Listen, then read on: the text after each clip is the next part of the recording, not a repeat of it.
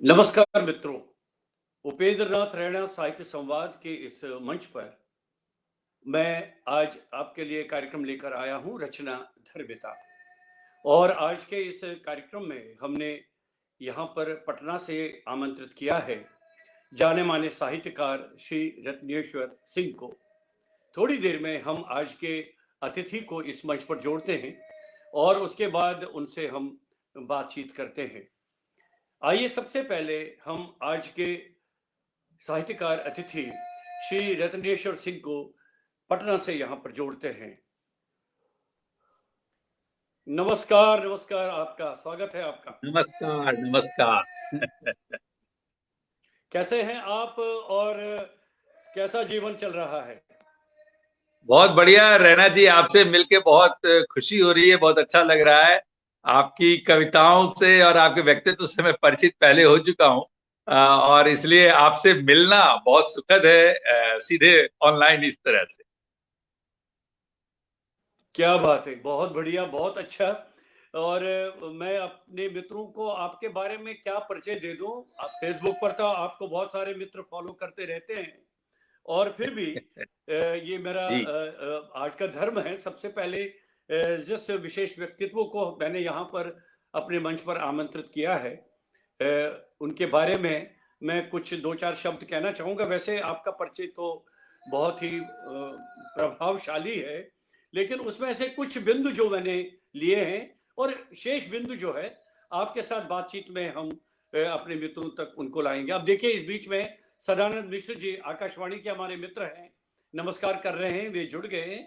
और अब हमारे मित्र निरुपमा सिंह जी जुड़ गई हैं, उनका भी नमस्कार आप स्वीकार कीजिए। मैं अपने मित्रों को बताना चाहूँगा जो श्री रत्नेश्वर सिंह के नाम से परिचित हैं, फिर भी मैं उनकी जो थोड़ी सी जीवन गाथा जो है और साहित्यिक यात्रा है उसके बारे में मैं उनको बताना चाहूँगा।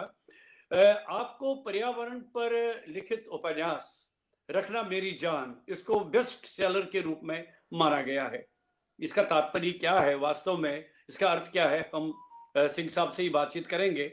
और अभी तक आपकी लगभग 12 पुस्तकें प्रकाशित हो चुकी हैं, जिसमें जीत का जादू, समाचार एक दृष्टि, सिम्मड़ सफेद कहानी संग्रह, एक लड़की पानी पानी जो पर्यावरण और विज्ञान पर केंद्रित उपन्यास है, और 32,000 साल पहले जो आपने त्रयी श्रृंखला आरंभ की है।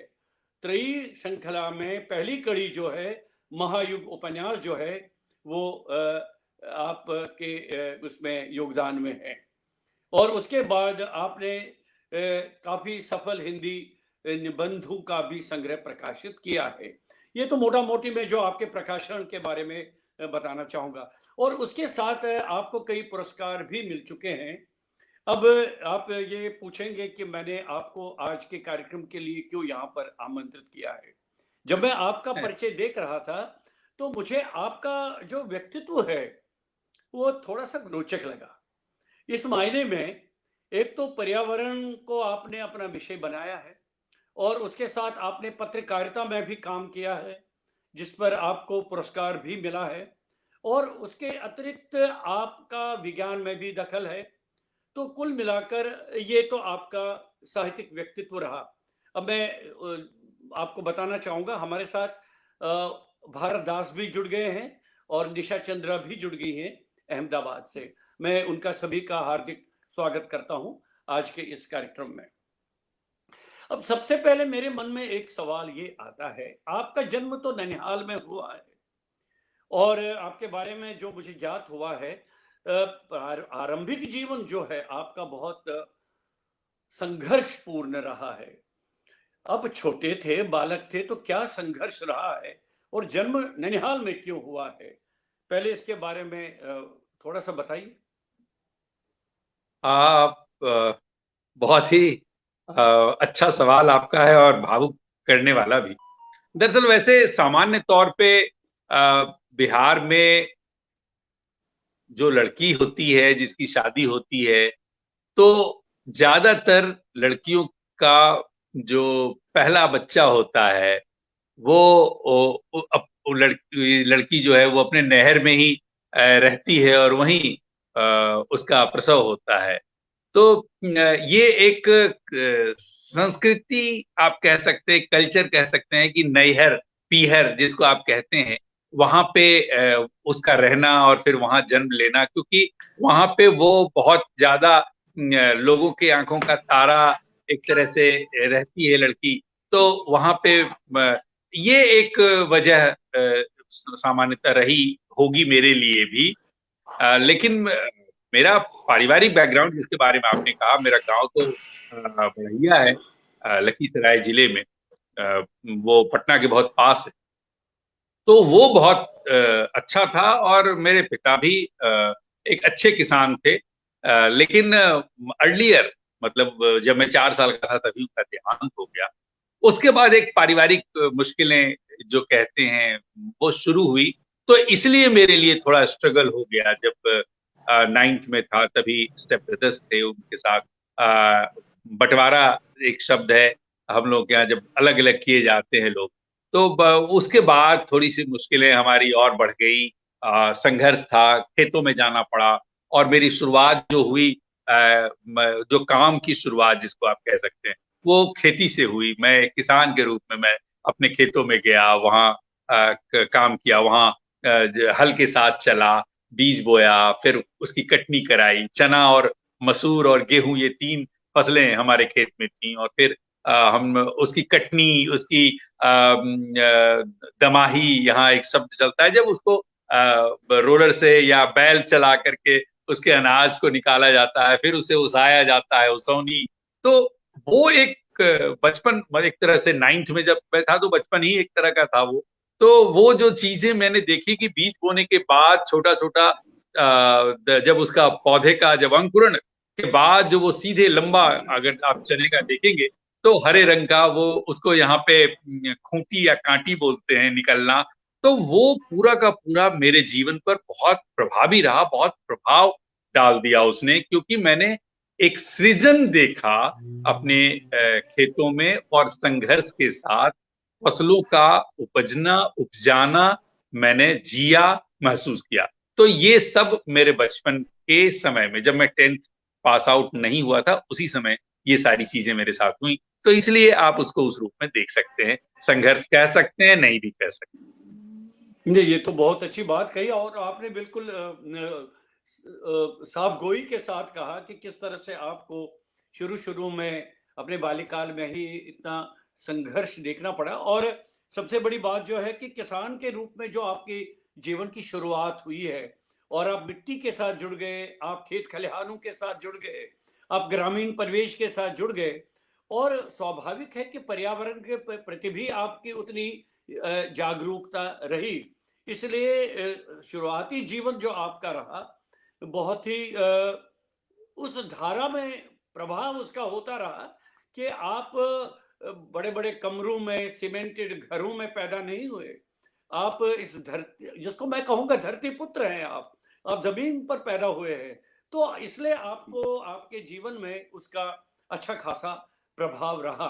और उसके साथ ही ये बताइए कि जो मुझे ज्ञात हुआ है, आपको स्टोरी मास्टर कहा जाता है, तो आपको पुकारने लगे, तो इसके पीछे क्या कहानी है? इस स्टोरी मास्टर का क्या मतलब है? ये मैं जानना चाहूँगा। ये बहुत ही रोचक है। दरअसल इसके लिए घर में डांट भी बहुत पड़ती थी मुझे, माँ डांटती थी और परिवार के लोग भी डांटते थे, जो स्टेप ब्रदर्स थे, जो गार्जियन थे हमारे। तो दरअसल मैं गांव से 5th स्टैंडर्ड में पटना आ गया। और वहां पे क्लासरूम में एक दिन जो हमारे शिक्षक थे, नरसिंह सिंह नाम था उनका, तो उन्होंने एक दिन क्लास में पूछा कि कोई कहानी अगर सुनाना चाहता है तो आज क्लास में हम कहानी सुनेंगे। तो मैंने हाथ उठाया और भी एक दो लोगों ने हाथ उठाया, और बारी बारी से हम लोगों ने कहानियां सुनाई। मेरी कहानी लोगों को बहुत अच्छी लगी, बहुत रोचक लगी। और पता नहीं कैसे, ये ईश्वर की कृपा मैं इसको मान सकता हूँ, उनकी दया मान सकता हूँ, कि मैं अपने साथियों की आंखों में देखकर कहानियां सुना रहा था। उनके चेहरे को उसी समय, ये मैं 5वीं कक्षा की बात बता रहा हूँ, रीड करते हुए ये मैं महसूस कर रहा था कि इन्हें क्या अच्छा लग रहा है। और मैं उसी समय उसको मॉड्यूलेट कर रहा था, उसको कहानी को उस तरह से डेवलप करता जा रहा था जो उनको अच्छा लग रहा था।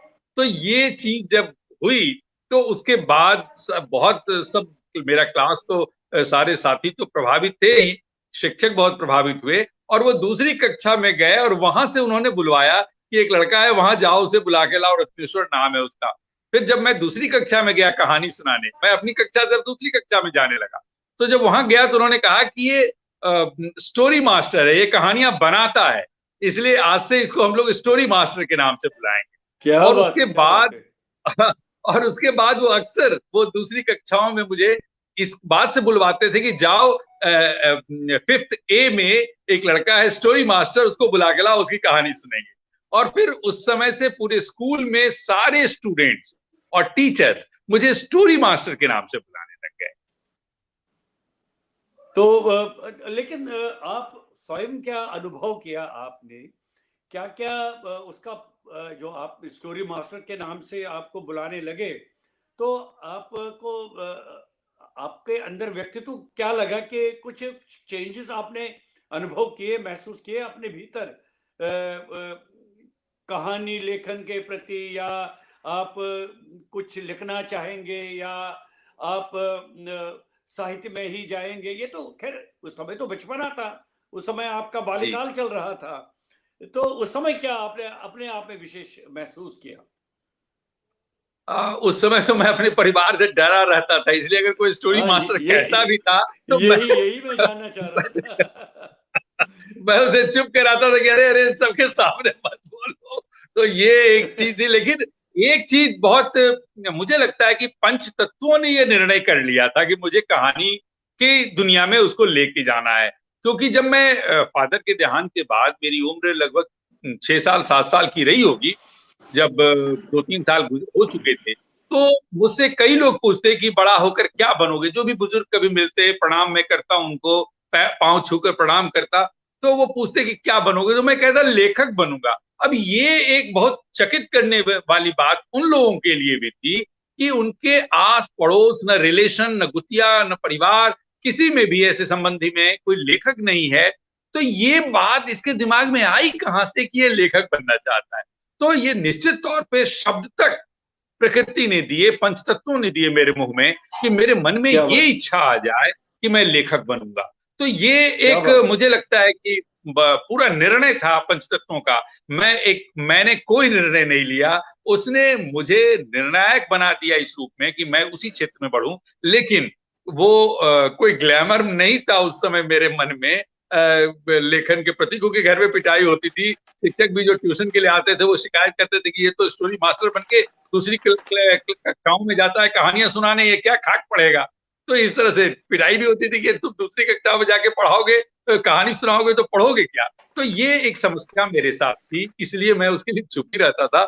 लेकिन अब चौथी पांचवी की कक्षा में ही मेरे घर में एक ऐसा कल्चर था, ये कैसे बना होगा, प्रकृति ने शायद ये निर्णय लिया। मैं एक चीज और मुझे अहम लगता है कि शायद प्रकृति ने मेरे लिए, मैं कहानीकार बन सकूं, इसके लिए मेरे पिता को उसने बहुत जल्दी हटाया।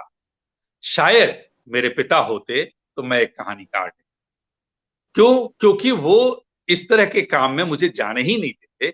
और क्योंकि मेरे भाई जो मुझसे बड़े थे, वो मुंबई में भी फिल्म में काम करने गए थे और उन्हें जबरदस्ती वो वापस लेकर आ गए थे, उनको काम करने नहीं दिया था। वही भाई हम लोगों को कहानियां सुनने के लिए, सुनाने के लिए प्रेरित करते थे गांव में। और मेरे घर में सारी पत्रिकाएं आती थी, बच्चों की, चंपक, नंदन, बालक, पराग, ये सारी पत्रिकाएं थी बच्चों की। बड़ों के लिए साप्ताहिक हिंदुस्तान और धर्मयुग, कादम्बनी, रीडर डाइजेस्ट, ये सारी पत्रिकाएं आती थी। तो हमारे घर में एक पढ़ने का कल्चर था, पत्रिकाओं को पढ़ने का, कहानियां पढ़ने का, उपन्यास पढ़ने का। और रोज जो शाम में 8:30 से 9 के बीच में पढ़ाई के बाद बैठा कर सबसे कहानियां सुनी जाती थी, तुमने क्या पढ़ा, तुमने क्या पढ़ा, कुछ सुनाओ कुछ सुनाओ। तो उसमें मुझे लगता है कि ये तीसरी चौथी कक्षा की बात है, जब मैं तीसरी चौथी कक्षा में था। तो मुझे लगता है कि इसका निर्माण प्रकृति ने बहुत ही खूबसूरती से शुरू कर दिया था। इसलिए मैं हमेशा पंचतत्वों के प्रति नतमस्तक रहता हूं कि उसने ये निर्णय किया।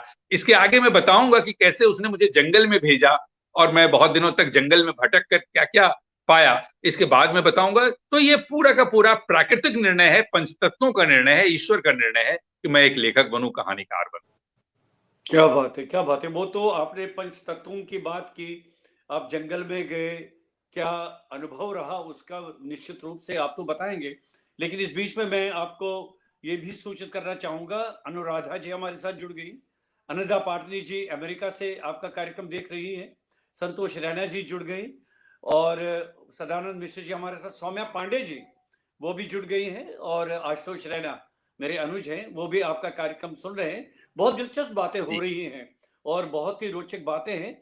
और निश्चित रूप से जब मैंने आपका परिचय देखा और आपका लेखन देखा, मैंने कहा इस पर तो बातचीत होनी चाहिए, और इतनी रोचकता भी है और आकर्षण भी है उसमें। आप तो महात्मा गांधी से बहुत प्रभावित रहे हैं, तो क्या गांधी जी को पढ़ा है आपने, या आपने जैसे विद्यालयों में क्या होता है कि गांधी जी के उपदेश सुनाए जाते हैं या उनके बारे में कहा जाता है, उनके बारे में जो उनकी जो उनकी उनके आदर्श और उनके जो अहिंसा के वो जो शब्द है उनको सिखाया जाता है, या स्वयं कुछ आपको कुछ ऐसा सामने लगा कि नहीं, महात्मा गांधी जी को पढ़ना चाहिए, और जिससे आपका की विचार आपके विचार जो है, आपकी जो सोचने की प्रक्रिया जो है वो प्रभावित होगी और उससे कुछ लाभ मिलेगा आपके व्यक्तित्व के विकास में। राणा जी, बहुत इंटरेस्टिंग है कि मैंने अपने शुरुआती दिनों में ही गांधी की जो का वो जो उनकी जो किताब है, आत्मकथन। सत्य की खोज। हाँ, तो सत्य, जी जी। सत्य की खोज, हाँ, तो वो मैंने पढ़ी थी। और उनके व्यक्तित्व से जो मेरे ऊपर प्रभाव पड़ा वो सीधा ये था कि उनकी एक चीज मुझे सबसे ज्यादा प्रभावी है, और वो था उनका असीम धैर्य। मुझे लगता है कि दुनिया में किसी भी व्यक्ति के लिए, चाहे वो कोई भी क्षेत्र में काम कर रहा हो, धैर्य एक ऐसी ताकत है कि उसे किसी भी तरह की एक तो ग्रंथि से बाहर निकाल देता है, और वो किसी भी सफलता के लिए पहला पैमाना भी बना देता है। तो क्या धैर्य बात। एक ऐसी चीज, और गांधी जी के पास इतनी जबरदस्त ये ताकत थी धैर्य की कि वो सीखने के लिए भारत में या दुनिया में, गांधी जी की अहिंसा की बात तो एक मिनट के लिए आप अलग भी कर दें, क्योंकि गौतम बुद्ध ने बहुत सारी बातें अहिंसा पर पहले ही कह दी थी। तो गांधी जी के उस प्रयोग को थोड़ा किनारे भी करें, तो सबसे बड़ी चीज मुझे जो प्रभावित की वो थी उनका धैर्य। और दूसरा, जीवन में हम प्रयोग कर सकते हैं सत्य का, और उस प्रयोग को करके दिखाना। तो ये जो हिम्मत है, विश्वास है स्वयं के प्रति, खुद के प्रति, तो ये दोनों चीजें मुझे सबसे ज्यादा प्रभावित की। कि एक तो वो धैर्य, और दूसरा हिम्मत, कि अपना जो हमने लक्ष्य तय किया, हमने जो सपने देखे, उसके लिए चल पड़ना। तो ये गांधी जी की दो चीजें मुझे सबसे ज्यादा प्रभावित करती हैं। और मेरे जीवन में भी कई बार जब मैं मुश्किल में होता हूं या दूसरे का प्रहार मुझ पर हो रहा होता है, तो कई बार ऐसा लगता है कि मेरा धैर्य टूटता क्यों नहीं है। मतलब भीतर से ये बात आती है कि मेरा धैर्य टूटता क्यों नहीं। मतलब कई बार मैं अपने धैर्य से भी ऐसा बंध गया हूं कि अब वो धैर्य भी मुझे बाहर नहीं निकलने देता, अधीर होने नहीं देता। और मैं हमेशा अपने धैर्य के साथ, क्योंकि आप देखेंगे कि मेरा उपन्यास सब जो आए हैं वो सब बहुत 7-8 साल के भीतर ये सारे उपन्यास आए।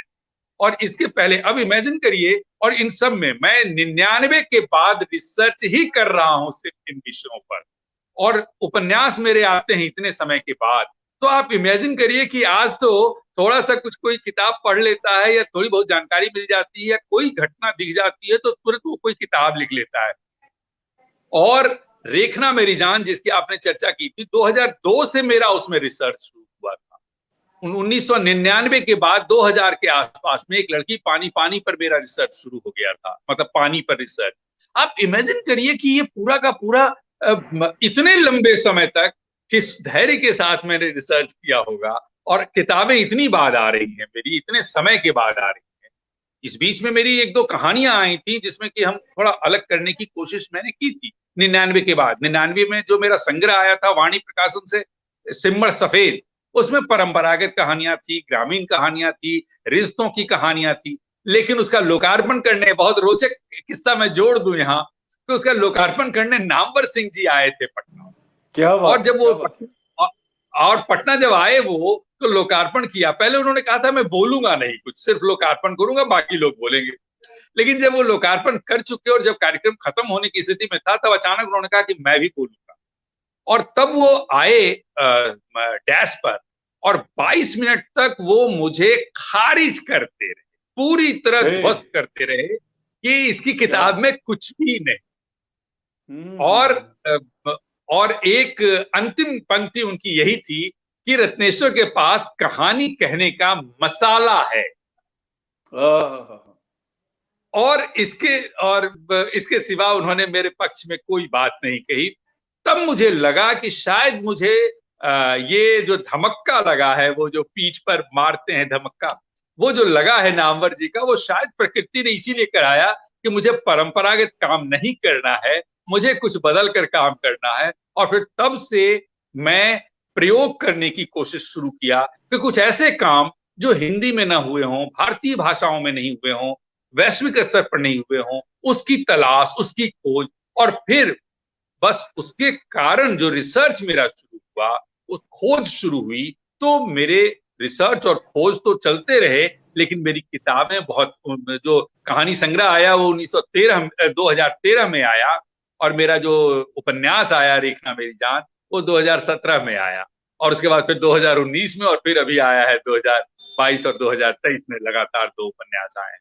तो आप ये समझिए कि वो गांधी जी से जो बातें शुरू हुई, ये धैर्य, ये प्रकृति, ये सब निर्णय करती है। और बार बार मैं इसीलिए पंचतत्वों का नाम लेता हूं कि निर्णायक वो है, उसने मुझसे ये काम करवाया, उसने ऐसी परिस्थितियां पैदा की कि मैं आसानी से ऐसे ही कुछ नहीं लिख जाऊं, अपने आस पड़ोस की चीजों को देखकर प्रभावित होकर कोई कहानी उपन्यास न कह जाऊं।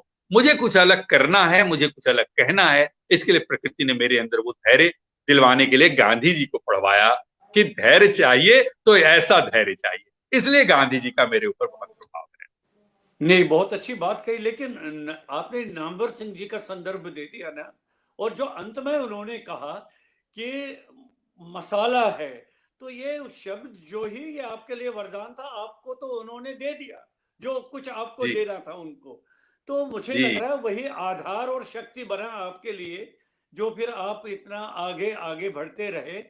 और मैं जी अब आपसे ये जानना चाहूंगा, पहले तो वो बात पूरी करिए जो आप कह रहे हैं कि जंगल की बात, कि जंगल में जाने का वो क्या वास्तविक में क्या है। अब इसमें मैं बताना चाहूंगा, अजय शर्मा जी हमारे साथ, जो बहुत बड़े उपन्यासकार नाटककार है, अजय शर्मा जी हमारे साथ जुड़ गए। धीरेन्द्र सिंह जी भी अब हमारे साथ जुड़ गए हैं, आपका कार्यक्रम देख रहे हैं। मैं सबका हार्दिक अभिनंदन करता हूं। बाद में देखिएगा कि इनके जो कमेंट्स हैं उन पर आप अपनी टिप्पणी दे दीजिए। तो वो जंगल की बात बताइए, क्या जंगल क्या है, वो वास्तव में क्या है, यथार्थ है वो। जंगल तो दरअसल मेरी रुचि कभी भी फिल्मों के लेखन के लिए नहीं थी। और अचानक ऐसी स्थितियां बनती हैं कि जब मैं एक मास कम्युनिकेशन के कॉलेज में डीन के रूप में नियुक्त कर लिया जाता हूं। मुझे कैमरे का कोई ज्ञान नहीं था, फिल्म बनाने का कोई ज्ञान नहीं था, लेकिन उस नियुक्ति से पहले मुझे 1 महीने की वहां ट्रेनिंग दी जाती। अब ये कितनी अजीब सी बात है कि किसी को, और वो भी नॉटरडेम कम्युनिकेशन सेंटर, वो क्रिश्चियन ऑर्गेनाइजेशन है, और वहां पे मुझे ट्रेनिंग देकर डीन के पद पे रखा जाता है। वहां से मेरे भीतर टेलीविजन और सिनेमा के प्रति एक रुझान पैदा होता है। 3 साल तक वहां काम करने के बाद ये मैं निर्णय करता हूं कि मुझे कुछ समय के लिए मुंबई जाना चाहिए।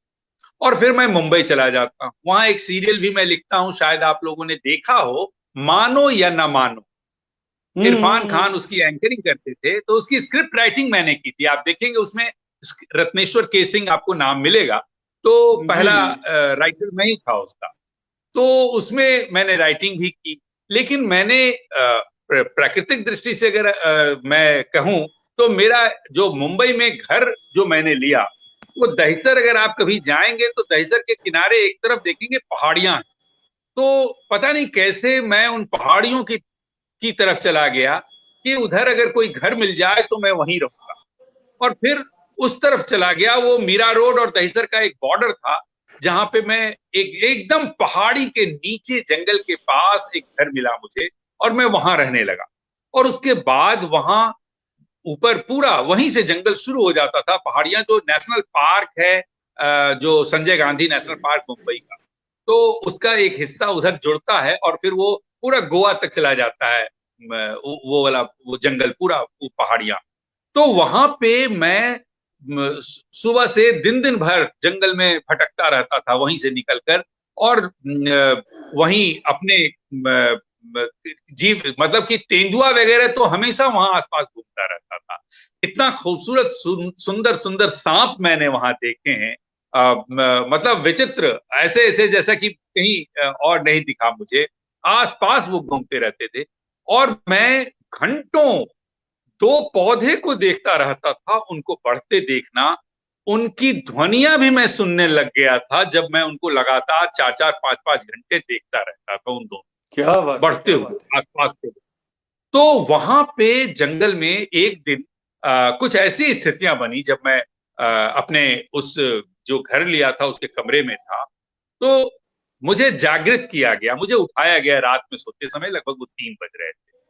और वो 22 दिन मेरा ऐसा था जब मैं नहीं था, और मुझे पूरा स्थित प्रज्ञ की अवस्था में मैं चला गया था, जब मेरे मुंह का स्वाद एक हो गया था, नमक और चीनी दोनों का स्वाद एक हो गया था, जीवन मरण, यश अपयश, हानि लाभ, इन सब से कहीं ऊपर मैं नृत्य कर रहा था, और इस आनंद में था कि दुनिया में किसी भी जगह, किसी भी चीज में ऐसे आनंद की अनुभूति, ऐसा आनंद मुझे कहीं नहीं मिला, ऐसी आनंद की अनुभूति नहीं।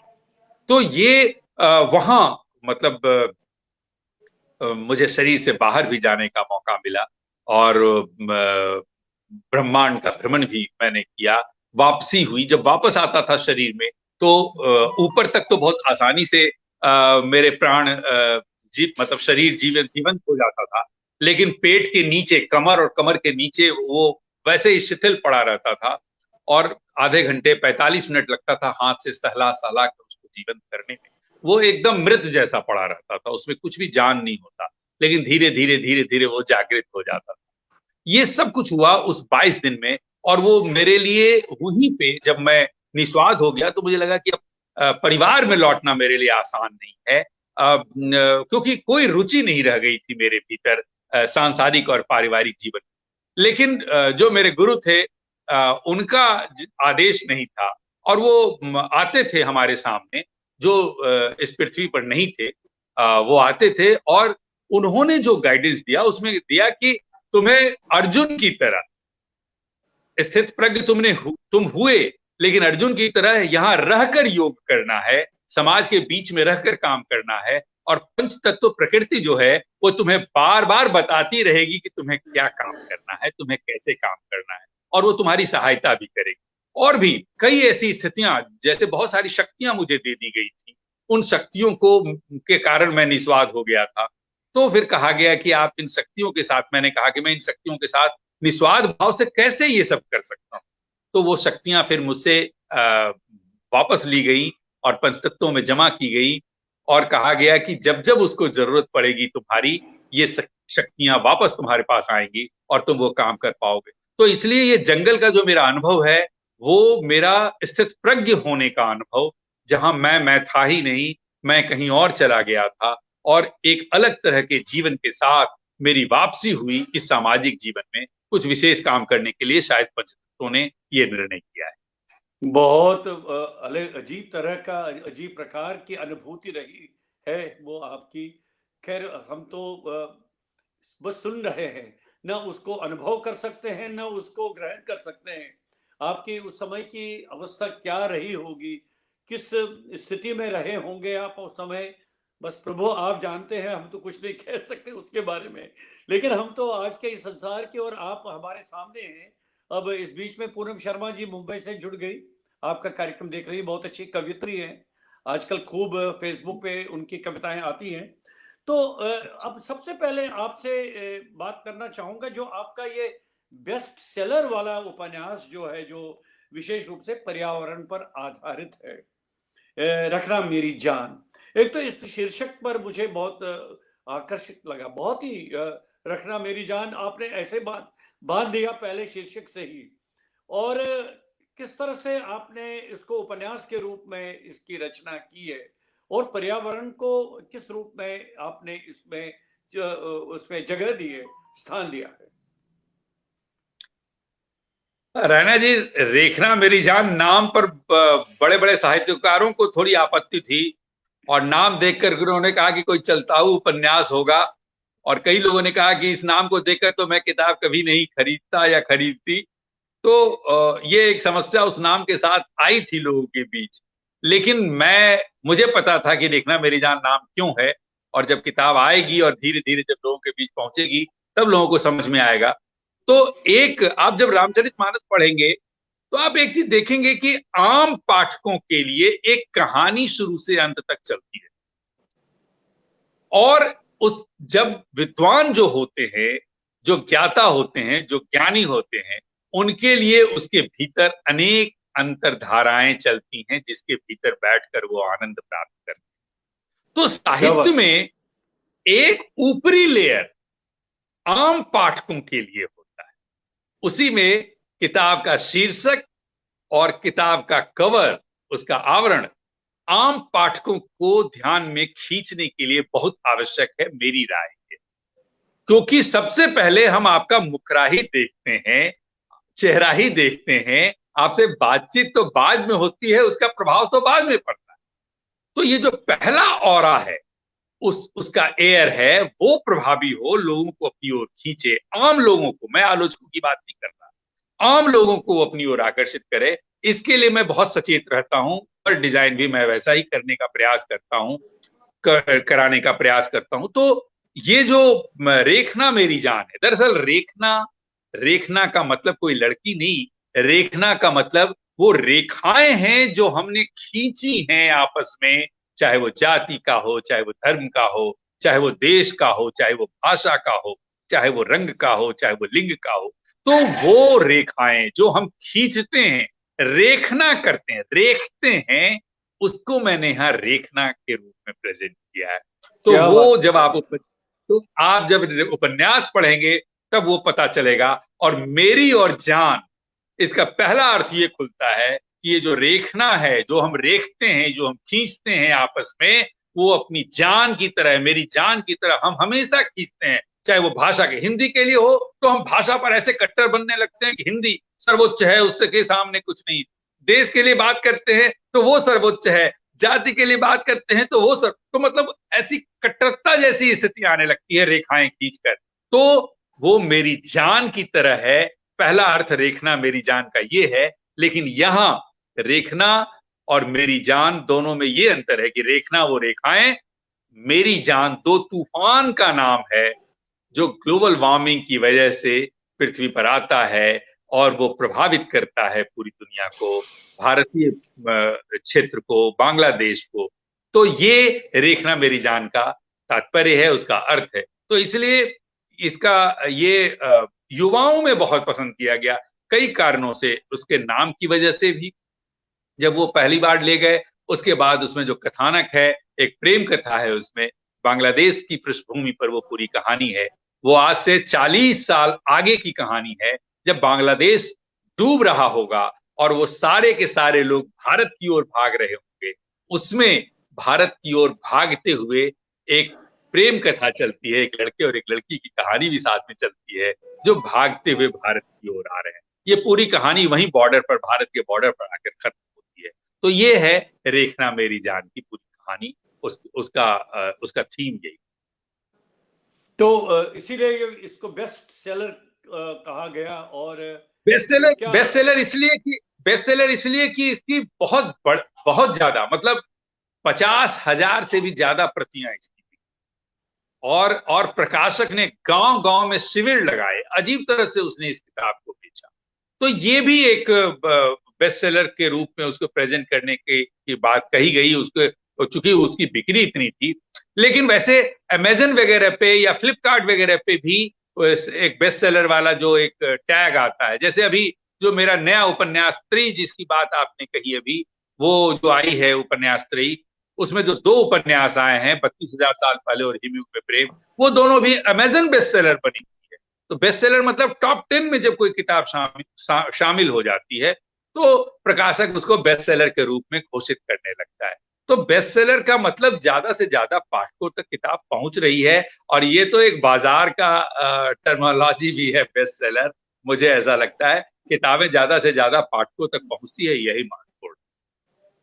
नहीं, अब मेरे लिए एक मतलब एक मेरी जिज्ञासा है, तो पाठकों तक पहुंच गई है, गांव-गांव में, कहीं पर शहरों में इसके शिविर लगाए गए, बहुत सारी हजारों में प्रतियां बिक गई। लेकिन एक साहित्यिक कृति के रूप में क्या समीक्षकों की क्या दृष्टि रही, उनकी क्या प्रतिक्रिया रही, ये मैं आपसे जानना चाहूंगा। समीक्षकों की कई चीजें होती हैं। उसी के बाद देखिए दूसरा उपन्यास भी आया, पानी पर एक लड़की पानी पानी। तो समीक्षकों ने बहुत सकारात्मक लिखा। जो भी समीक्षाएं आई, चाहे वो हंस में आई हो, रेखना मेरी जान पर, चाहे वो इसमें एक और पाखी में आई हो, या वो वहाँ हिंदी विश्व हिंदी विश्वविद्यालय की जो पत्रिका है उसमें आई हो, या अखबारों में समीक्षाएं आई हो, या आउटलुक से लेकर के और कई जगह उसकी जो चर्चा हुई, तो वहां पे बहुत ही सकारात्मक, क्योंकि विषय नया था। ग्लोबल वार्मिंग पर हिंदी में तो उपन्यास नहीं दिखे थे, किसी भारतीय भाषा में ग्लोबल वार्मिंग पर शायद ये पहला उपन्यास है, क्योंकि मैं पक्के तौर पे इसलिए नहीं कह सकता क्योंकि मैंने सारी भाषाओं के उपन्यास नहीं पढ़े, लेकिन जो चर्चाएं हुई हैं उसमें ये चर्चा होती है कि शायद ये पहला उपन्यास है भारतीय भाषा में जब ग्लोबल वार्मिंग पर उपन्यास लिखा गया है। तो ये सब भी एक क्यूरियोसिटी थी, ये एक लोगों के मन में जिज्ञासा थी कि ग्लोबल वार्मिंग पर उपन्यास है। इसी के कारण शुरू में कुछ बड़े प्रकाशक इसको छाप नहीं रहे थे कि ग्लोबल वार्मिंग पर उपन्यास कौन पढ़ेगा, प्रेम करिए, इसमें प्रेम बढ़ाइए। बड़े बड़े प्रकाशकों ने ये बातें कही, लेकिन मैं नहीं माना, क्योंकि प्रेम बढ़ाने वाली बात क्या हुई, ये समझ में नहीं आया। प्रेम बढ़ाइए, प्रेम बढ़ाने का, हाँ, क्योंकि एक बड़े प्रकाशक ने, अंतरराष्ट्रीय स्तर के प्रकाशक ने मुझसे कहा कि आप ग्लोबल वार्मिंग का जो मुद्दा है उसको घटाइए और आपके जो पात्र हैं उन दोनों पात्रों का प्रेम का चैप्टर्स ज्यादा लाइए, मतलब उनके किस्से ज्यादा लाइए। तो मैं इससे सहमत नहीं था, क्योंकि प्रेम पर बहुत सारे उपन्यास, न जाने कितने उपन्यास लिखे जा चुके हों, हजारों हजार की संख्या में प्रेम पर उपन्यास हैं। तो मुझे लग रहा था कि हम एक ऐसे विषय पर लेकर आए, और ऐसा विषय जिस पर कि वैश्विक स्तर पर भी बहुत कम काम हुआ है। तो वर्तमान में आपको ये लग सकता है कि शायद, यहां तक मुझसे कहा गया प्रकाशक के द्वारा कि 10 में 6 किताबें प्रेम पर बिकती हैं, प्रेम पर उपन्यास बिकता है, इसलिए आप ऐसे विषय पर लेके आ रहे हैं जिस पर एक भी किताब नहीं बिकती है, तो इसलिए आप इसको ऐसा करें। लेकिन मुझे लगता था कि चूंकि इस पर काम ही नहीं हुआ है तो हम कैसे जज करेंगे कि इस पर ये बिकेगी नहीं। अच्छा, जिस प्रकाशक ने रेखना मेरी जान मेरी छापी, उसने मेरी एक निबंध की किताब भी छापी थी, और उसने लाखों प्रतियां मेरे निबंध की किताब की बेची है, लाखों, और उसने उसी तरह से मुझे पैसे भी दिए, खूब पैसे दिए। तो वो तो खुश होकर के मेरा इंडिया टूर कराया, ऊटी से लेकर के पूरा दक्षिण घुमाया। तो ये सब बिक्री का नतीजा था। तो मैं ये जो ऑब्जर्व करता हूं ये है कि जो पूरा पाठक, पूरी दुनिया का पाठक हमेशा कुछ नए की तलाश में रहता है, उसे कुछ नया पढ़ने की इच्छा होती है, हमेशा वो आसपास की कहानियों में ही नहीं घुसा रहना चाहता, हमेशा समस्याओं से ही नहीं जूझता रहना चाहता वो, क्योंकि समस्याएं उसके पास होती हैं। तो शायद ऐसे विषय पर जब कोई उपन्यास आता है तो उसको अपनी ओर खींचता है, आकर्षित करता है, और इसीलिए शायद मेरी किताबें युवाओं को बहुत आकर्षित करती हैं, और मेरे खरीदार भी सबसे ज्यादा युवा ही होते हैं। तो इसके अभी कितने एडिशन छपे होंगे, प्रकाशित हुए होंगे इस उपन्यास के? एडिशंस इसलिए गिनती में मैं नहीं कह सकता ज्यादा, क्योंकि उसने जब जब शुरू में छापे उसने 5-5 हजार की संख्या में छापे, जो कि हिंदी में सामान्यतः कल्चर नहीं है 5-5 हजार इसमें छापने की। हाँ, लेकिन इसके बावजूद उसने 5 एडिशन छापे। अब उसमें कितने कितने हजार उसने छापे, इसका बहुत पक्का मतलब मैं अभी एक एक करके नहीं बता पाऊंगा, तो लेकिन वो बड़ी संख्या में किताब बिकी और मुझे लाखों में करोड़ के आसपास मुझे रुपए मिले रॉयल्टी के रूप में। ये भी प्रचारित हुआ, टाइम्स ऑफ इंडिया में इस पर खबर भी आई थी पहले पन्ने पर। तो ये सब भी हुआ, चर्चाएं हुई। तो ये भी एक लाभ मिला कि आप जब नए विषय और नए तरीके से कोई काम करते हैं तो भारत में लोगों को नई चीजों की तलाश है, नई चीजें पढ़ना चाहते हैं। जो परंपराएं अभी तक चल रही हैं उन परंपराओं से अलग वो जाकर कुछ नई खोज करते हैं। तो मुझे लगता है कि शायद मेरे लिए जो पाठक हैं शायद इसीलिए उन्होंने मुझे हाथ उठाया है। रहना तो किसी विश्व रिकॉर्ड में आपका नाम नहीं आया क्या फिर इस तरह से? नहीं, अंग्रेजी में तो खैर बहुत बिकती हैं, इसमें विश्व रिकॉर्ड जैसी कोई चीज नहीं है। अंग्रेजी में तो 30-30 लाख किताबें बिकती हैं एक एक लेखक की। इसलिए मुझे नहीं लगता कि आप 25,000, 50,000, 60,000 किताब बेच करके कोई विश्व रिकॉर्ड बना देंगे। और नहीं, ये तो हिंदी के लिए आपको। मैं तो भारत की दृष्टि से बात कर रहा था, तो मैंने कहा हो सकता है हाँ, कि तो कुछ किसी के हाँ, जी। शायद इस पर कभी कोई काम हो, अगर कभी इस पर जोड़ घटाव हो, गणना हो, तो शायद इस पर कोई उस तरह का रिकॉर्ड। लेकिन रिकॉर्ड से ज्यादा किताबें जो होती हैं वो महत्वपूर्ण है कि वो कितनी दूर तक, कितने समय तक भविष्य के लोगों के हाथ में रहेंगी। आज भी प्रेमचंद पढ़े जाते हैं, और प्रेमचंद छोड़ दीजिए, आज भी तुलसीदास पढ़े जाते हैं। तो आप 100 साल, 200 साल रह पाएंगे या नहीं। दिनकर की एक पंक्ति है कहीं गद्य में, उन्होंने कहा कि देखें किसकी कितनी पंक्तियां काल के गाल से बच पाती। तो आप लिखते क्या बात खूब है, क्या हैं, बात है। जी लेकिन जी जी। बच कितना पाते हैं, आपकी कितनी पंक्तियां बच पाती हैं, ये महत्वपूर्ण है। बाकी ये सारी चीजें बेस्ट सेलर और इतनी बिक गई, ये सब तात्कालिक बाजार की बात है। लेकिन आप बच पाए या नहीं बच पाए, कई कई तो आपके हिंदी में ही जो वेद प्रकाश वाजपेयी वगैरह हुए हैं, 7-7 लाख प्रतियां बिकी हैं। वर्दी वाला गुंडा, मुझे याद है, उसे 10-10 लाख प्रतियां उसकी बिकी थी उस जमाने में। इसलिए आपने जो रिकॉर्ड की बात की उससे तो बहुत पीछे की बात हम चले जाएंगे उस मामले में। तो ये मायने नहीं रखता कि वेद प्रकाश वाजपेयी की 10 लाख प्रतियां बिकी, मेरी भी 10 लाख प्रतियां बिक जाएंगी, ये मायने नहीं रखेंगी। प्रेमचंद जिस तरह से कालजयी हो पाए, तुलसीदास जिस तरह से कालजयी हो पाए, तो आपका साहित्य आज से 100 साल बाद पढ़ा जाएगा या नहीं, 500 साल बाद पढ़ा जाएगा या नहीं, ये इंपॉर्टेंट है। बाकी सारी चीजें तात्कालिक होती हैं और गौण हो जाती हैं। बहुत अच्छी बात कही आपने, और बहुत कुछ ऐसी बातें हैं जो बहुत रोचक लग रही है।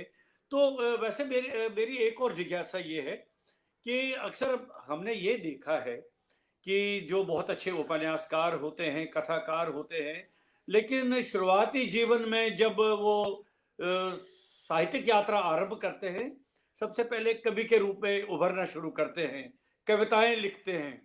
तो आपका कोई ऐसा संयोग नहीं बना? बचपने में कुछ कविताएं जरूर लिखी, लेकिन कविताओं में पता नहीं क्यों, मतलब शुरू से लगता है ये निर्णय था, इसीलिए मैं स्टोरी मास्टर स्कूल में ही बन गया था। शायद ये शुरू से निर्णय था प्रकृति का कि इसको कहानी में जाना है, क्योंकि भविष्य की जो दुनिया है उसमें गद्य लेखन जो है वो ज्यादा पढ़ा जाएगा शायद, और वो ज्यादा प्रभावी होगा शायद। शायद, मैं ये पक्का नहीं कह सकता। तो इसलिए शायद उसने मुझे इस तरह से गद्य लेखन में खड़ा किया, उपन्यास में खड़ा किया, क्योंकि गद्य लेखन में भाषा, उसमें मेहनत बहुत ज्यादा होती है। मेरे एक एक उपन्यास में अगर आप देखेंगे तो कम से कम 8 साल का रिसर्च है। तो आप इतनी मेहनत करके, कविता में तो आपको इतनी मेहनत करने की जरूरत नहीं है। तो अब जैसे एक लड़की पानी पानी, अगर आपको पढ़ने का मौका मिलेगा तो पानी को लेकर संपूर्ण उपन्यास अगर आप कहें तो वो संपूर्ण उपन्यास है, जिसमें ब्रह्मांड में किन किन ग्रहों पर कितना पानी है ये भी आपको दिखाई पड़ेगा। इतिहास में पानी को लेकर के कौन कौन से संकट आए भारत में, जैसे 1770, 1873, 1943, ये जो बड़े अकाल पड़े पानी की वजह से और लाखों लोगों की मौत हुई, वो भी इस उपन्यास में दिखाई पड़ेगा। वेदों पुराणों में पानी की क्या चर्चा है वो भी इसमें दिखाई पड़ेगा। वर्तमान का संकट भी दिखेगा, और भविष्य में क्या होगा इसका भी इसकी भी उसमें आपको उसका संकट से लेकर उसके समाधान तक सब कुछ दिखाई पड़ेंगे। तो एक संपूर्णता में जब आप किताब लिखने की बात करते हैं उपन्यास के तौर पे, ये फिक्शन है, नॉन फिक्शन नहीं, जब कहानी में गढ़ते हैं तो आपको बहुत मेहनत करनी पड़ती है, क्योंकि रिसर्च, मेरे पास एक एक उपन्यास के लिए रिसर्च 10-10 हजार पन्ने होते हैं, और उनको पचाना, जैसे गाय जुगाली करती है भूसा खाकर और दाना खाकर और जुगाली करती है, तो सफेद जैसा फेन उसके मुंह में बन जाता है, वो भूसे और घास का, उस तरह से वो जुगाली करती है, उसको पीस कर बनाती है।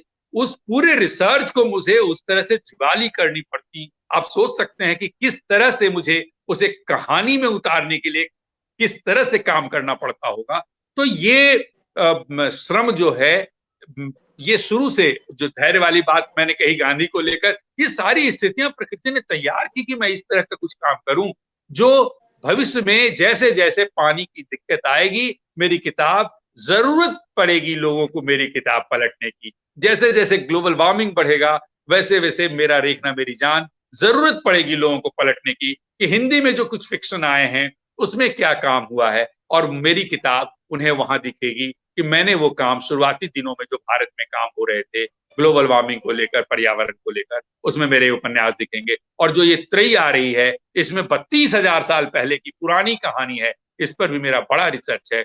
तो ये उस समय क्या था, भारत कैसा था, उस समय के लोग कैसे थे, उसको लेकर के पूरा रिसर्च है मेरा, और रिसर्च बेस्ड पूरा उपन्यास है। तो वो कहानी है। तो मेरा जो भी उपन्यास है वो इस तरह से मेहनत करके, सालों साल की मेहनत के बाद सामने आता है, और रिसर्च बेस्ड उपन्यास है, तो संपूर्णता में लोगों को पढ़ने को मिलता है। रैना जी, अब इतने महत्वपूर्ण विषयों पर आपने लिखा है, आपने पर्यावरण पर लिखा है, आपने विज्ञान पर लिखा है, आपने पत्रकारिता पे लिखा है, आपने जल पे लिखा है, पानी, बहुत ही जीवन के बहुत पूर्ण पक्ष है, बहुत ही महत्वपूर्ण ये विषय है, मुद्दे हैं।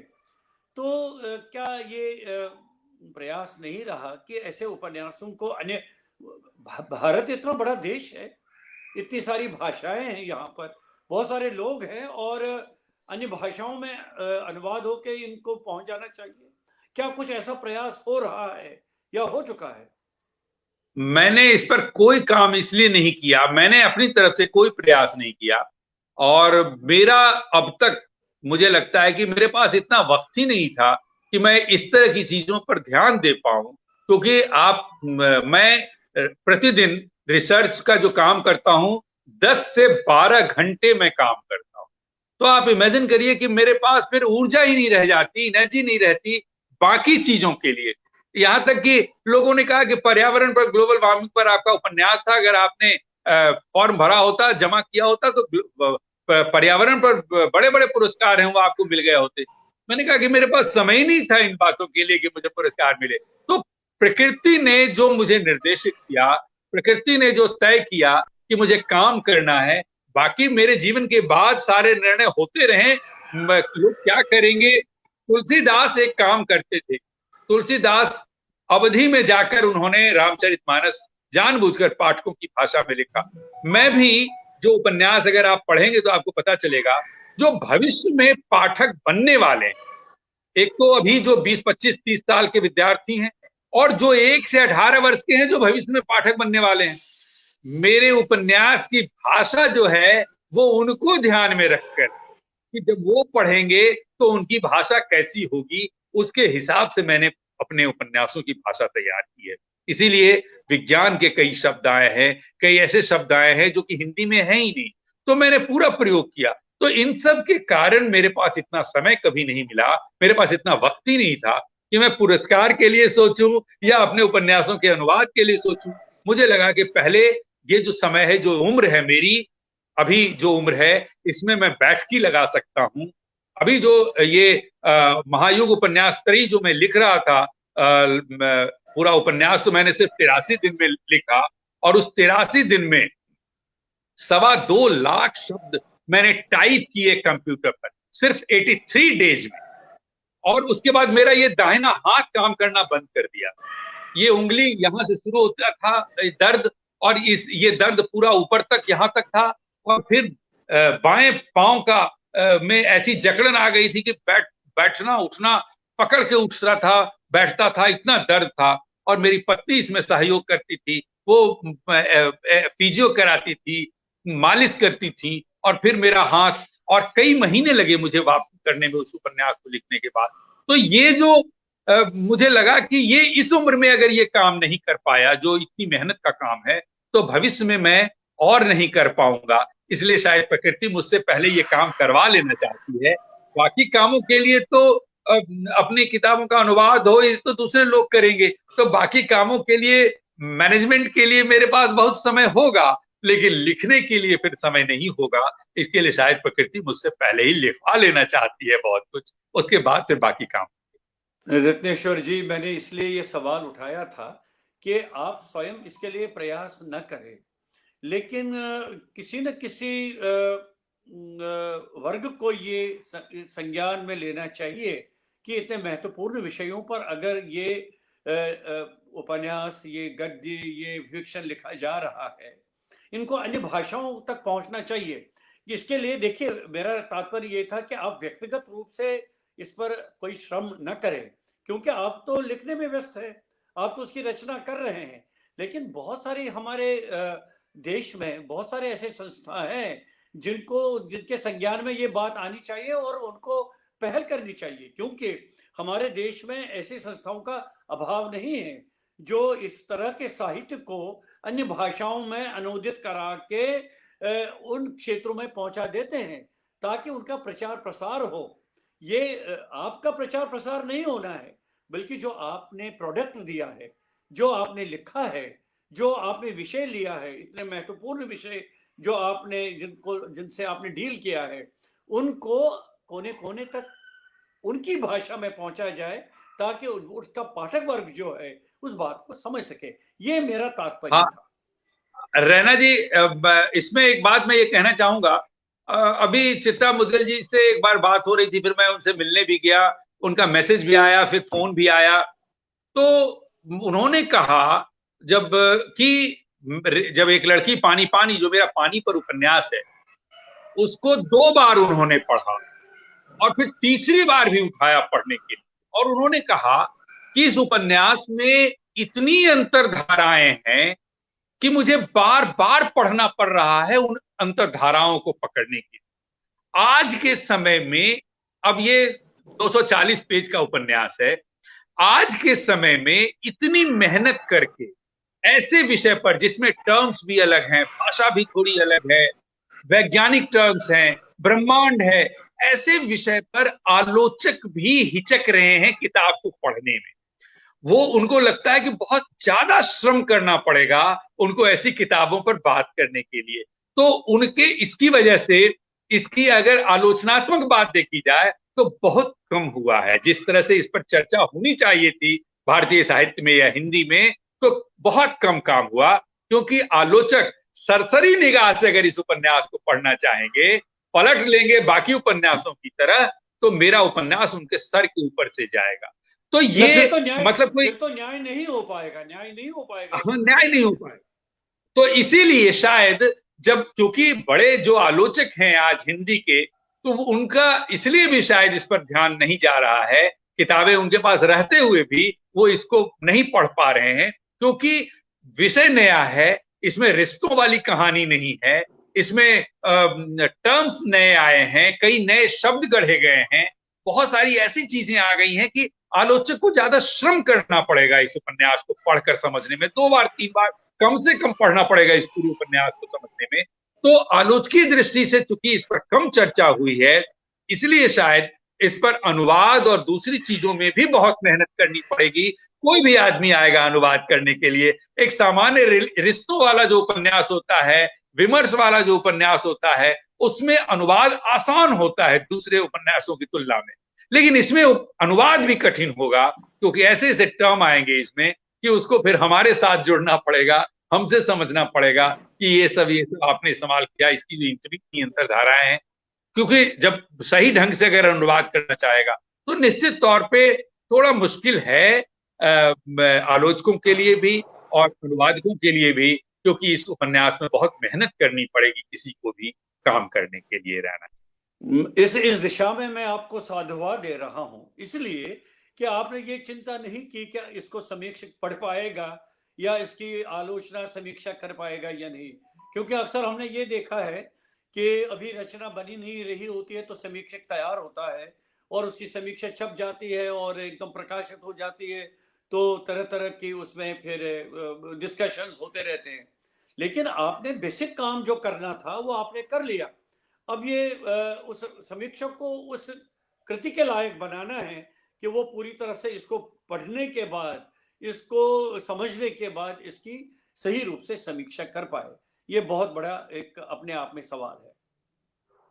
मैं देखिए, मैंने पहले ही कहा रैना जी कि मैं नहीं लिखता हूं, प्रकृति मुझसे काम करवा रही है और कहानी एकदम ऊपर से उतरती है। हाथ काम करना बंद कर देता है, कहानी इस व्यक्ति से उतरने लगती है जब कहानी मैं टाइप करने लगता हूं।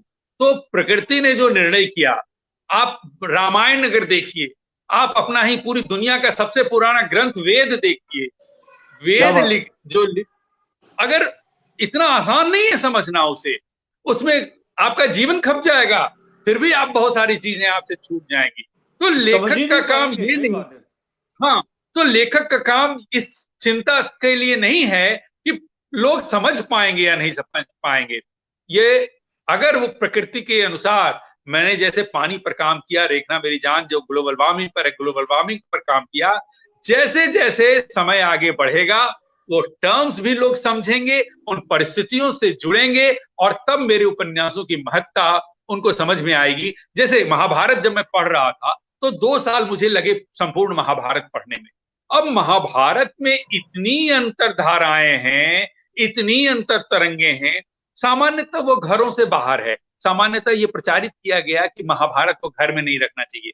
अब मुझे बड़ा दुर्भाग्य लगता है भारत के लिए कि महाभारत घर में ना हो। महाभारत जैसा दूसरा ग्रंथ मुझे मेरी सबसे प्रिय किताब अगर कोई है तो वो महाभारत है। महाभारत में आज की अगर जीवन की कोई समस्या आपकी है तो उसका भी उत्तर उसमें लिखा हुआ है कि आज जो आपकी समस्या है उसका समाधान क्या हो सकता है। और ये कहाँ है? पूरे महाभारत की कहानियों में तो छुपा ही हुआ है। साथ में जब 12वें अध्याय के बाद 18वें अध्याय तक, मतलब आप जब युद्ध से बाहर निकलते हैं, तब जो बातचीत की शैली में जो प्रश्नोत्तर में चीजें आई हैं उसमें क्या वो बात है? पूरा प्रश्न और उत्तर लिखा हुआ है। तो उन लोगों ने ये कभी नहीं सोचा कि आप पढ़ेंगे चाहे नहीं पढ़ेंगे, आप समझ पाएंगे या नहीं समझ पाएंगे, लेकिन जो भीगता है, जो दर्द में डूबता है, उसे ही दर्द का एहसास होता है। जैसे आपने कहा कि हम ही समझ सकते जो स्थित प्रज्ञ की मेरी अवस्था थी, तो जब ग्लोबल वार्मिंग और पानी की समस्या आएगी, जैसे जैसे उसका मुंह बड़ा होगा, हम उन संकट के करीब पहुंचेंगे, हम दुख में आएंगे, तब हमारा ये टर्मिनोलॉजी भी समझ में आएगा, हमारे द्वारा लिखे गए मंत्र भी समझ में आएंगे, हमारी पंक्तियां भी समझ में आएंगी और हमने जो समाधान बताए हैं उस समाधान की ओर लोग अग्रसर भी होंगे। यहाँ किसी आलोचक की जरूरत नहीं, रामचरितमानस को किसी आलोचक की जरूरत है क्या? तो बिल्कुल नहीं। राइटिंग तो राइटिंग हमेशा पंच तत्वों प्रकृति की प्रेरणा से ही संभव है, नहीं तो आप नहीं लिख पाएंगे। तो ये लेखन ईश्वर की कृपा है ये कि मैंने उस तरह से राइटिंग की है। और जब इसको जिस भाषा में आना होगा, आपको एक चीज बता दूं इसी बात पे बहुत इंटरेस्टिंग, कि रेणु जी का जो उपन्यास था मैला आंचल, उसको जी जी दूसरी जी। भाषा में लाने में बहुत कठिनाई हुई। आज तक उसका अनुवाद, अभी किसी ने कहा कि शायद कोई अनुवाद पर काम हो रहा है, लेकिन आज तक कोई अनुवाद नहीं हो पाया। तो रेणु नहीं जी ने हो इसकी पाएगा, नहीं चिंता हो नहीं की। पाएगा, क्योंकि उसमें हाँ, भाषा ही ऐसी है, उसमें मुहावरे ऐसे हैं, तो उनका अनुवाद कैसे करेंगे आप? उसमें तो कैसे उसी करेंगे भाषा आप? में उसके क्या बात है? सही बात है। तो वेद वेद महाभारत रामचरितमानस या रेणु जैसे लोगों को पढ़ने के लिए उनकी भाषा सीखनी होगी। वैसे ही आए जैसे क्या बात, संस्कृत सीखकर तो क्या बात हमको है, अगर क्या बात पढ़ना होगा तो आपको हमारी भाषा समझनी होगी, हमारी भाषा सीखनी होगी, तब जाकर आप उस स्तर पर पहुंच पाएंगे और आप मेरा साहित्य को समझ पाएंगे। है। ये बहुत मैं बढ़िया। मैं, मैं मैं मैं प्रार्थना के साथ, मैं ये कोई समझता हूँ अहंकार की बात मैं नहीं कह रहा, मैं अहंकार की बात नहीं कह रहा, मैं जो मेरी वस्तु स्थिति है मैं वो रख रहा हूं। इसलिए मैं अगर कोई ऐसे शब्द अगर कुछ निकल रहे हो तो मैं उसके लिए क्षमा प्रार्थी भी हूँ, क्योंकि नहीं बोलते नहीं, हुए कई बार पता नहीं चलता कि हम किस तरह से कह रहे हैं।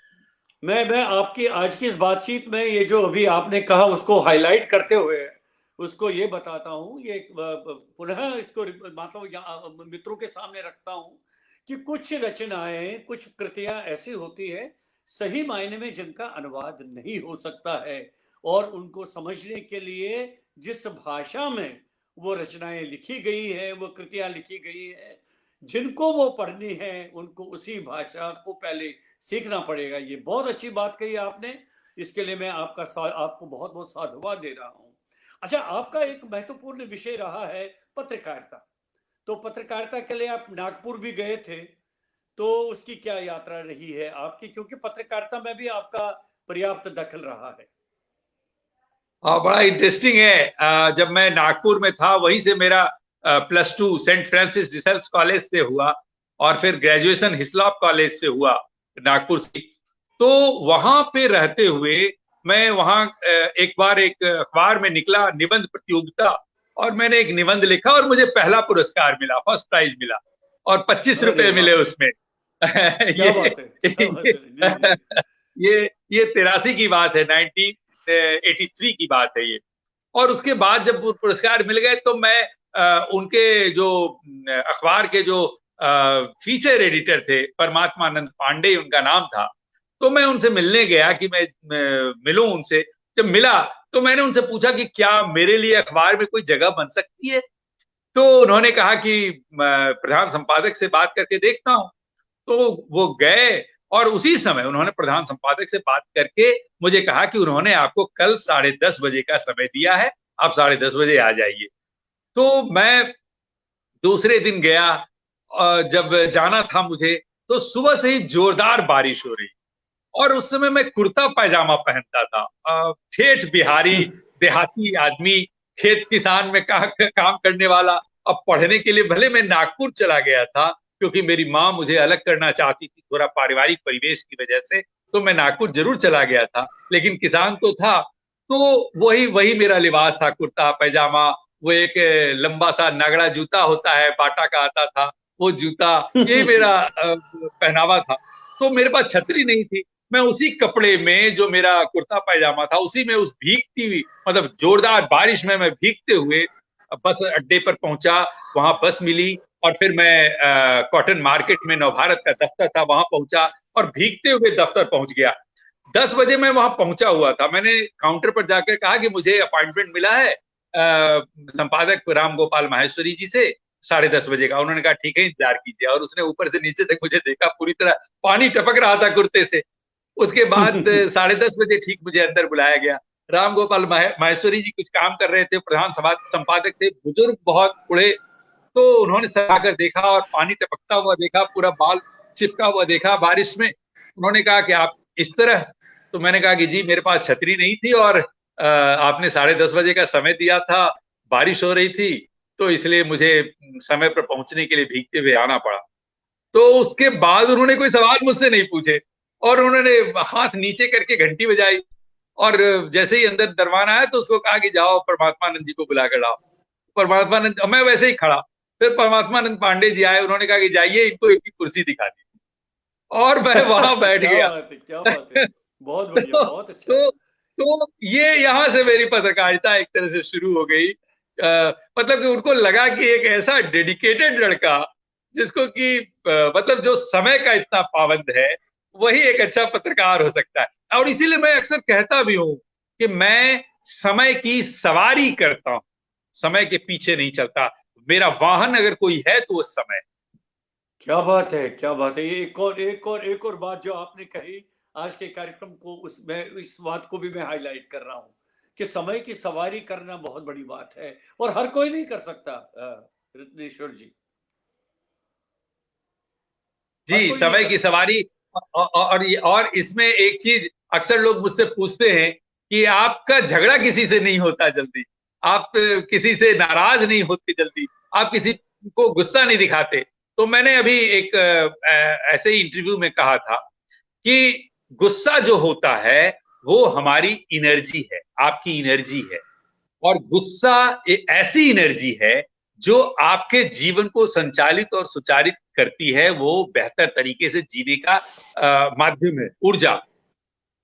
आप गुस्सा जब करते हैं तो ऊर्जा ही निकालते हैं।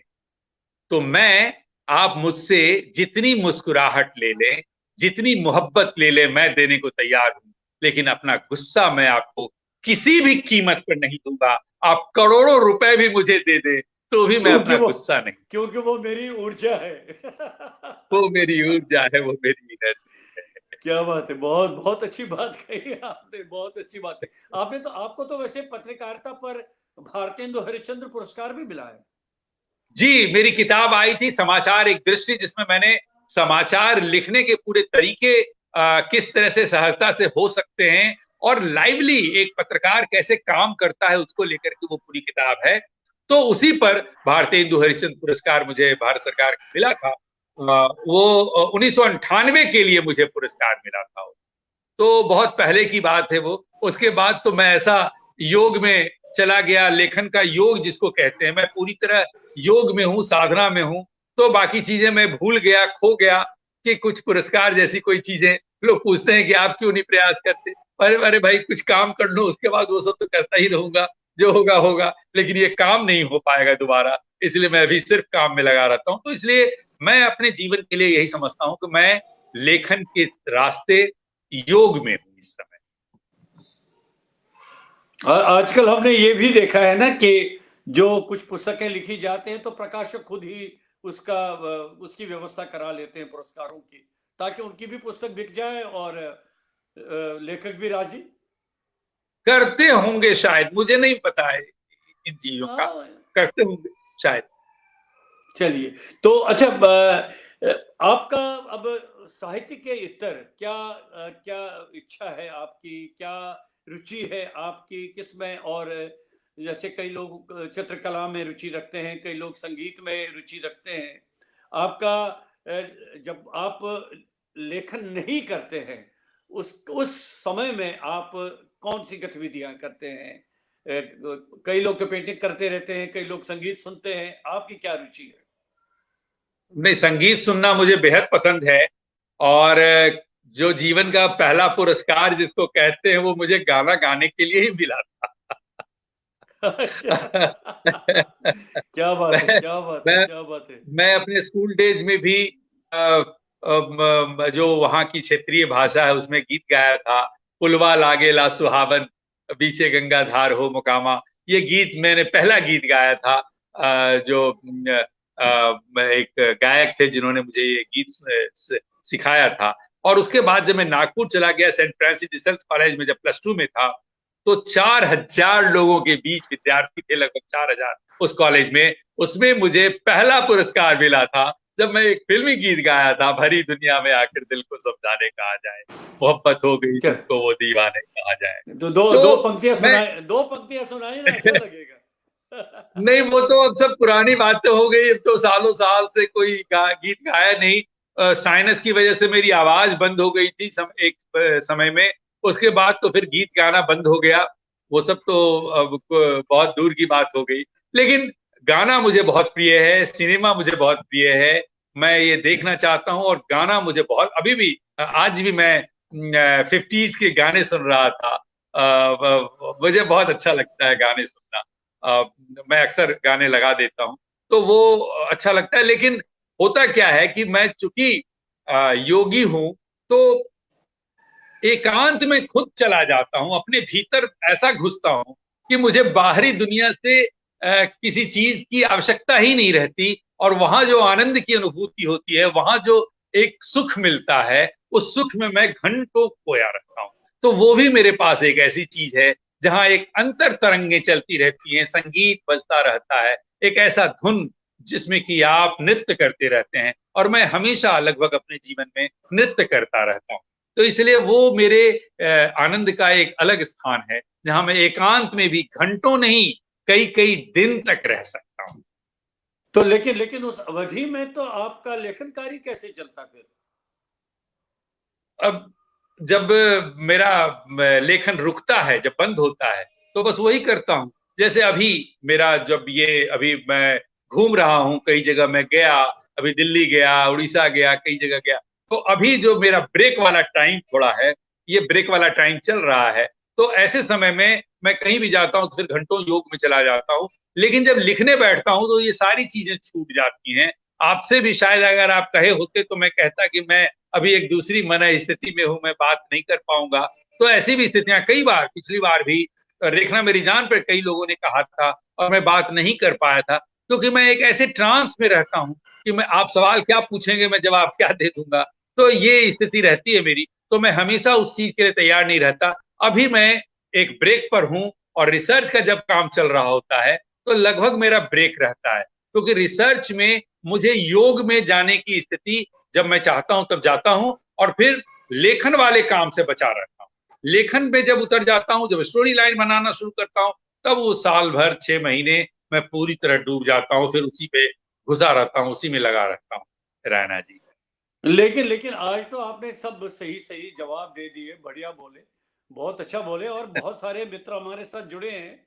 मेरा आपसे निवेदन है कि बाद में नीलम कुरुश्रेष्ठ जी भी लगातार जुड़ी हैं अहमदाबाद से, मीनाक्षी अच्छा। जोशी जी, आप जानते हैं सबको, कुमार सुबोध जी, बहुत सारे, अवधेश प्रसाद जी, प्रोफेसर अवधेश प्रसाद जी भी जुड़े हैं, भूपेंद्र सिंह सबको रैना जी प्रणाम। जम्मू से जुड़े हैं जी, रमेश चंद्र शुक्ल जी भी, जिनका मैं जिक्र कर रहा था, उन्होंने बहुत अच्छी टिप्पणी आपके बारे में, जो पोस्टर आया है उसमें लिखा है, आप देख जी। लीजिएगा, या संभवतः आपने देखा होगा।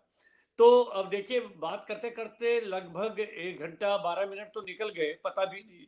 चला, और बहुत जी। सारे मित्र। जी। अब कुछ ऐसा अभी सिंह साहब कुछ रह गया जो अभी कहा रहा, जो आप इस मंच के माध्यम से कहना चाहेंगे? मुझे तो लगता है कि हर व्यक्ति को अपने अपने भीतर रहना चाहिए। बाहर कुछ भी नहीं होता, सब कुछ आपके भीतर होता है।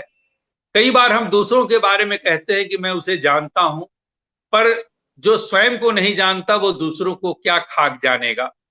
तो मुझे क्या ऐसा बात है। लगता है कि इस दुनिया में जो ये खूबसूरत सी जिंदगी मिली है, तो मुझे ऐसा लगता है कि जिसने प्रेम किया उसने सब कुछ कर लिया। अक्सर मैं कहता हूं कि मुझे दो ही काम आता है, एक प्रेम करना और दूसरा लिखना।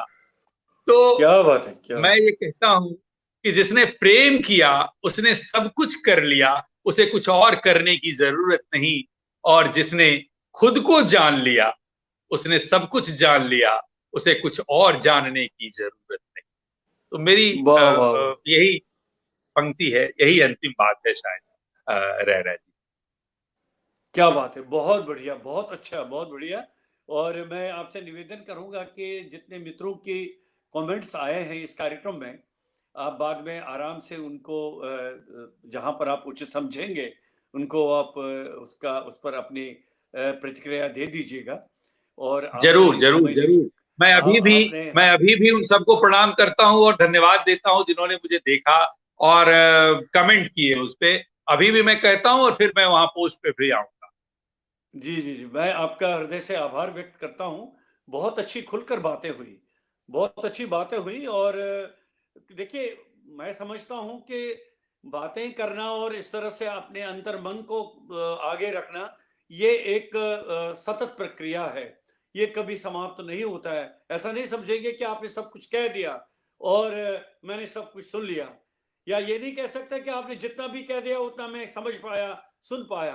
अभी तो ये प्रक्रिया जारी रहेगी, और ईश्वर ने जी। चाहा अगली बार फिर मिलेंगे, तब तक आपकी जी। 1-2 कृतियाँ और आई होंगी, उन पर खुली बातचीत करेंगे। तो मैं आपका आभार करता हूँ, आप जुड़े हमारे साथ, और जितने भी मित्र हमारे साथ जुड़े उनका भी मैं हृदय से आभार व्यक्त करता हूँ। तो मैं मैं भी ये, धन्यवाद देता हूँ रैना जी आपको कि आपने मुझे अपने कार्यक्रम में बुलाया, और मुझे बहुत अच्छा लगा आपसे बातचीत करके। और जो लोग सुन रहे थे, जो लोग देख रहे थे, उनके लिए भी मैं आभारी हूँ। बहुत बहुत धन्यवाद उनके लिए भी रैना जी। बहुत बहुत धन्यवाद रत्नेश्वर सिंह जी। नमस्कार करता हूँ, नमस्कार, प्रणाम। मित्रों, रचना धर्मिता कार्यक्रम में आज हमारे साथ थे पटना से श्री रत्नेश्वर सिंह, जाने माने साहित्यकार, जिनसे हमने उनके जीवन के बारे में और उनकी साहित्य के यात्रा के बारे में बातचीत की। और जितने मित्र हमारे साथ जुड़े रहे उनका भी बहुत बहुत धन्यवाद। अब मुझे आज का यह कार्यक्रम यहीं पर अब संपन्न करने की अनुमति दीजिए। नमस्कार।